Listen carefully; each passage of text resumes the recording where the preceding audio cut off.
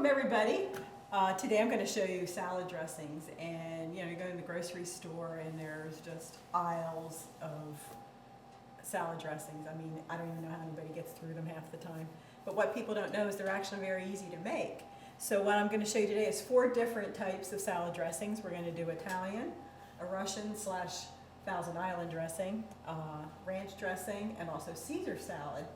And I don't know if any of you have ever had the table-side Caesar salad made for you, but the dressing is very easy to make, and so hopefully you'll have fun with it. So first we're going to make Italian dressing, and the nice thing about the Italian dressing is that it's also nice as a marinade. So summertime you want to grill out some chicken, you can use chicken breasts or chicken thighs. You can just put your chicken in a bowl and put some of the salad dressing on there, and it's a really nice marinade. So we're going to start with, I already poured into a glass jar some oil. And when you make an oil-based dressing, it also always has an acid in it, which could be vinegar and sometimes lemon juice. But you want to have a 3-to-1 ratio. So I thought the glass jar was a nice way to show you that. Now I'm going to add the vinegar in, and I'm going to eyeball it.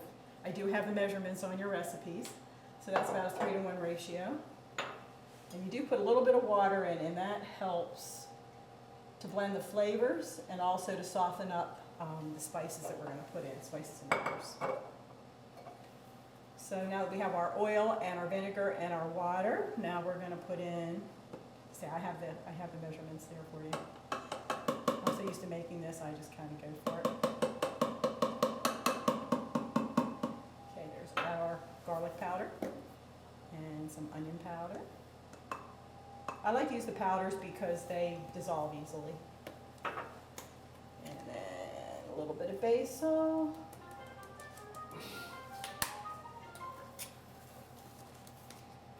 And a little bit of oregano. And that's it.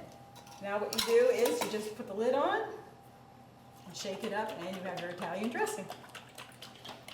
I usually wait to use it at least 5 or 10 minutes, and that way the flavors start to blend. But the nice thing about this, because it has the vinegar in it, it really doesn't have to be refrigerated. If you feel better refrigerating it, that's fine. The oil will solidify a little bit, so you just have to put it out on the counter and let it warm up before you want to use it. But this can stay out 3-4 weeks or so. Of course, when I make it, it usually doesn't last that long, but just so you know, you can do that. So that's our Italian dressing. The next is Russian dressing, and I put some mayonnaise in our bowl already, and then we're going to put some ketchup in. There's Worcestershire sauce.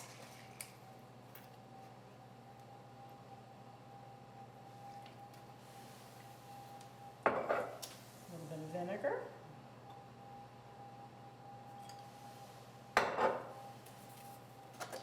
Salt in the Italian dressing, so definitely put some salt in there. Sprinkle a little of that. And a little bit of garlic powder.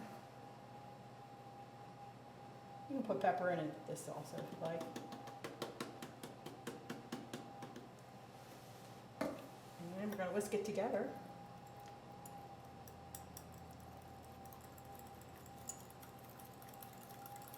So see, that starts to come together pretty quickly. You can use a fork or a spoon. The whisk actually blends it quicker. And that's Russian dressing. If you want to make it into Thousand Island, you can just get some either dill or sweet relish. Put some in there and mix it up, and that's your Russian dressing.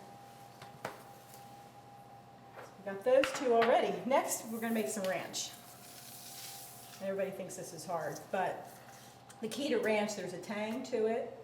And then the herbs that you want to make sure you have are chives, parsley, and dill. You can add other types of spices in there, but those are the basics that make it a ranch dressing. So I already put the buttermilk. Sorry, the buttermilk is really good in there too. That gives it your tang. Vinegar is in here too, so that the 2 together make a nice tangy dressing, which is what everybody expects from ranch. So the buttermilk and the sour cream and mayonnaise are already in here. And I'm going to get my glasses so I don't forget anything. So we're going to put a little pinch of paprika in there. And then there's some parsley. You can use fresh parsley if you've got it, otherwise the dried is just fine. I'm going to put a dash of hot sauce. And we have, I'm putting a little green onion in just for taste. Here are chives.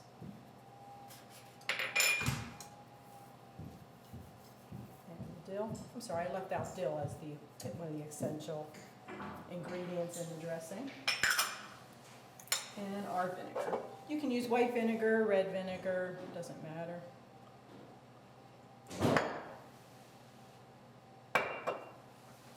And that's everything that goes into the Russian dressing.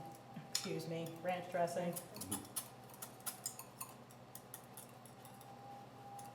Kids like to dip their vegetables in it. I guess adults like to too. But it's also great as your salad dressing. So there is our ranch dressing. All right, last but not least, I'm going to move all of our ingredients over. So I like to make the Caesar dressing in a wooden bowl. And the first thing we do is we're going to, I have some garlic in here and you're going to mash it up. Salt breaks down the garlic. So we are going to mash that up with a fork. And so it's really, you can use a whole clove, but I kind of chop it up first because that saves a lot of time. So this kind of forms a little bit of a paste.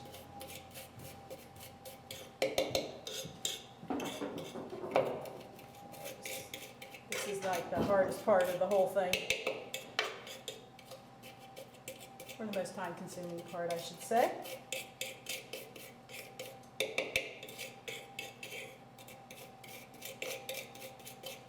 Okay, so that's starting to get mashed up. Okay, next we're going to put our flavorings in. Now, anchovies are the characteristic taste. You don't really taste the anchovies, but if it's not in there, it just doesn't taste like Caesar dressing. So I like to use the tube, and then you don't have to mash up the whole fish. So we'll put anchovy paste in. And a little bit of mustard. You don't put too much in because you don't want to taste mustardy, but again, it complements the whole thing when it's all done.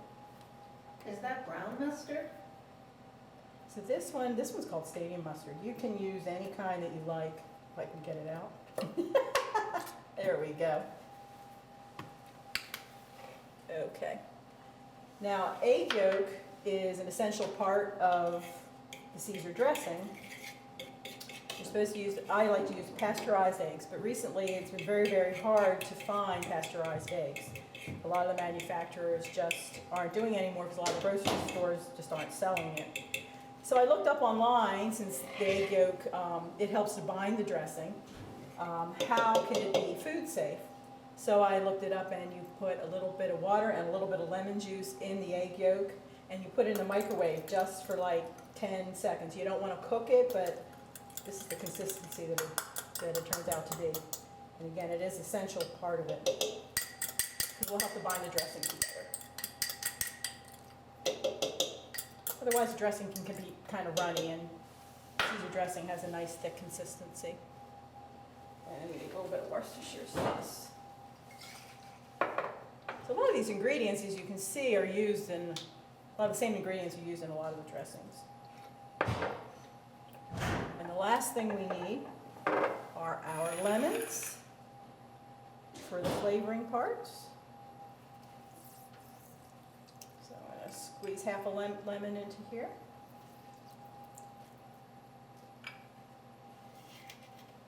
Okay.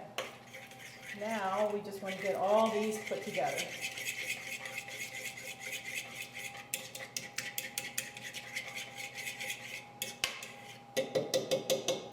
So as you can see here, it looks a little liquidy at the moment.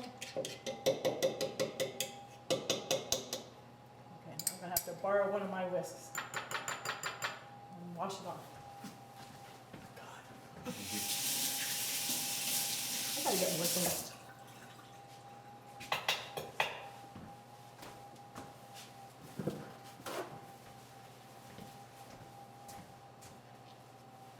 Okay. We'll move this out of the way. This is the part that makes the dressing thick. So I'm going to drizzle a little oil in, and we're just going to whisk it up. So this is going to emulsify the dressing. In other words, all of the ingredients that we put together are going to be all suspended together with the olive oil, and it won't break down. You'll see it be all the same.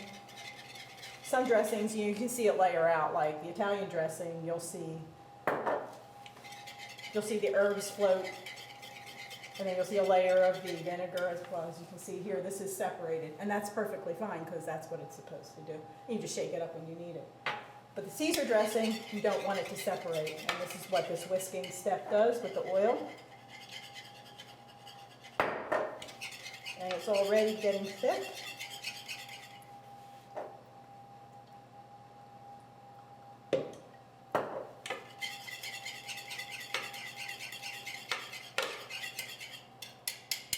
And that's working really nicely.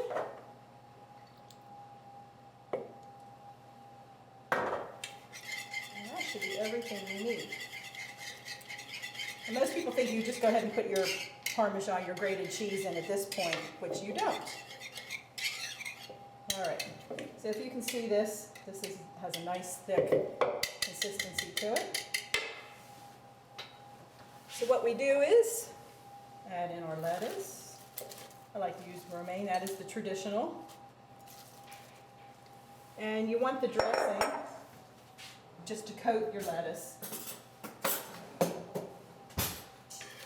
So I just start to bring the dressing up, and then add in the cheese. This is when you add your grated cheese in.